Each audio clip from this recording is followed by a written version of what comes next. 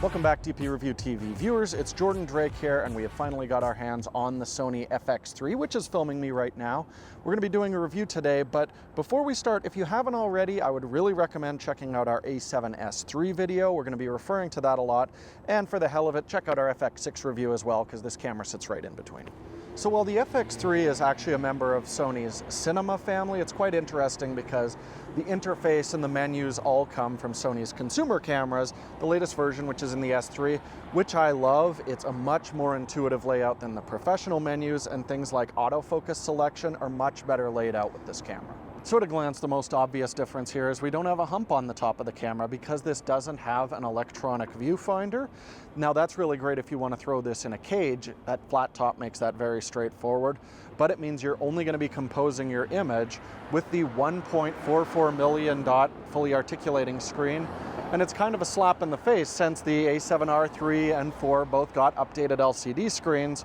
That means you're really going to want to look at an external monitor if you're using this camera seriously. So I'm thrilled that this camera does have a fully articulating screen, but the other issue I've run into is in bright light, this is a very dim display and it's actually quite washed out. We're okay shooting in the shade, but in direct sunlight, I find I'm constantly looking for that electronic viewfinder that doesn't exist to compose my shot.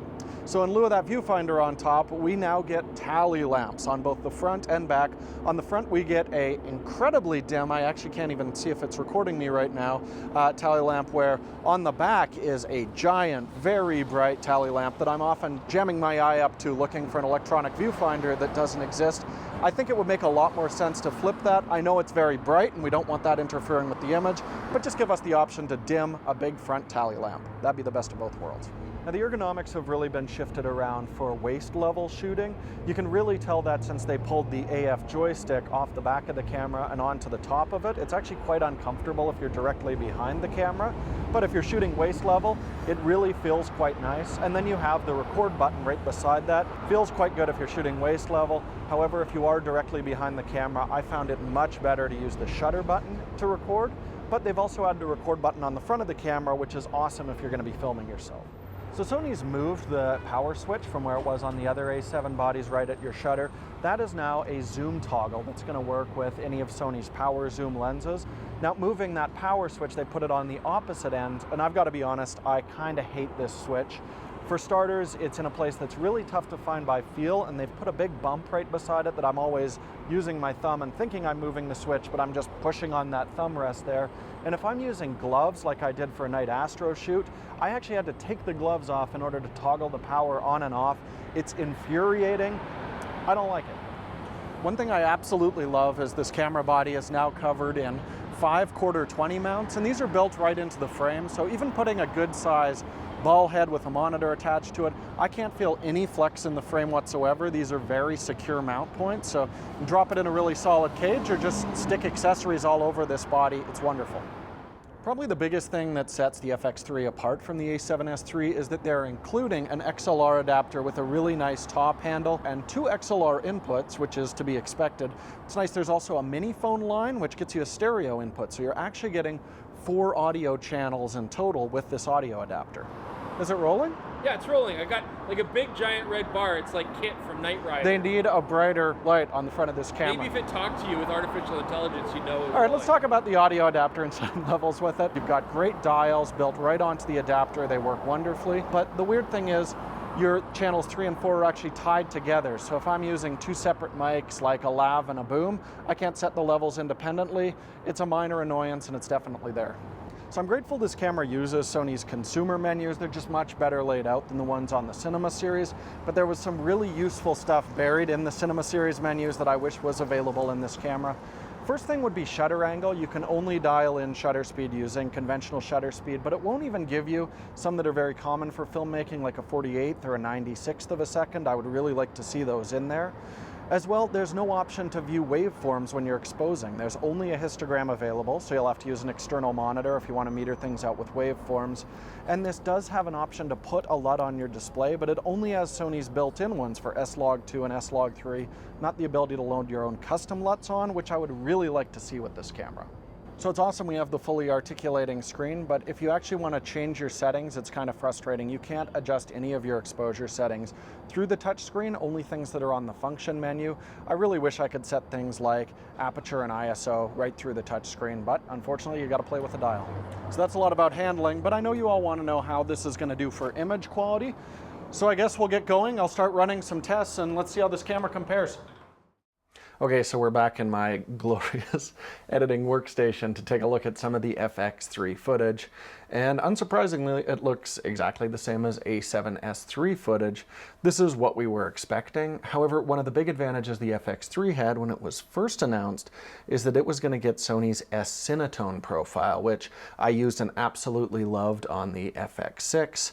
Since then, however, the a7S III has also gotten the S-Cinetone profile through a firmware update. So in terms of image quality, there's absolutely no reason to choose the FX3 over the a7S III and vice versa. And that's not a bad thing. I love the image that comes off of this sensor, and despite it being fairly low resolution, only 12 megapixels, that gives us some real advantages, like being able to do great slow motion, 4K up to 120 frames per second, and 1080-240, all with very minimal rolling shutter. And I'd expect dramatically softer video than a lot of the 24 megapixel cameras that have oversampled video, but it's actually quite close, just a tiny advantage for something like a Panasonic S1H. Now, I was really impressed with the a7S III for low light because the image was very clean. However, we really put the FX3 through its paces going out and shooting astrophotography, which was pretty much all shot at 6400 ISO. And looking at the picture here, you can see there's very little noise in it, but the noise reduction is quite aggressive. It's actually a very soft picture. Now, I absolutely love DP Review's video studio scene because it'll let you check the detail levels of different cameras and different record modes in ideal settings. What it doesn't really tell you about, though, is in very low light. So what I did for a test here is I shot the FX3 and the Panasonic S1H at 12,800 ISO. Now, noise reduction is fixed in the FX3 and it's quite aggressive, so you can see at default settings, a little bit more detail in the Panasonic, but quite a bit more noise. However, the Panasonic gives you the option to increase the noise reduction, and there you can get a very similar image out of both of them. So I would say the main benefit to this sensor is very fast readout for high-speed shooting, less rolling shutter, but in terms of low light performance, it's punching above its weight because it's only 12 megapixel, but it's not eclipsing a lot of the higher resolution video cameras out there. Now, if you want to bypass that internal noise reduction, great option is the FX3 will allow you to pump raw video out of the full-size HDMI port on this camera into an Atomos Ninja 5, and that's going to record ProRes RAW. Now you can see side by side with the internally recorded video at 12,800 that the ProRes RAW is much, much noisier. However, this is going to let you choose how much noise reduction you want to apply in post. You have full support through the ProRes RAW for ISO and white balance adjustments, and that's great for anyone except people who are using DaVinci Resolve. So I would like to see the option for BRAW output in the future through the HDMI port, but for right now, it's ProRes RAW only, and it does get you some additional flexibility. So if you're looking at the FX6 as an image quality upgrade, just remember the only two things that you're going to see in terms of picture quality are the ability to control the noise reduction and the ability to record cinema 4K. If these aren't important to you, then the FX3 is giving you the exact same picture quality for a lot less money. So who is the FX3 for? Well, I think it really comes down to a feature we didn't talk about much, but is incredibly important. It's the built-in fan. Now, in my time shooting multiple episodes with the a7S III, I've never run into any overheat concerns, but I know some people in warmer climates have run into overheating problems, and for that reason, if you need continuous uninterrupted recording, especially out shooting in bright sun, the FX3 is just going to be the best option for you because of that built-in fan.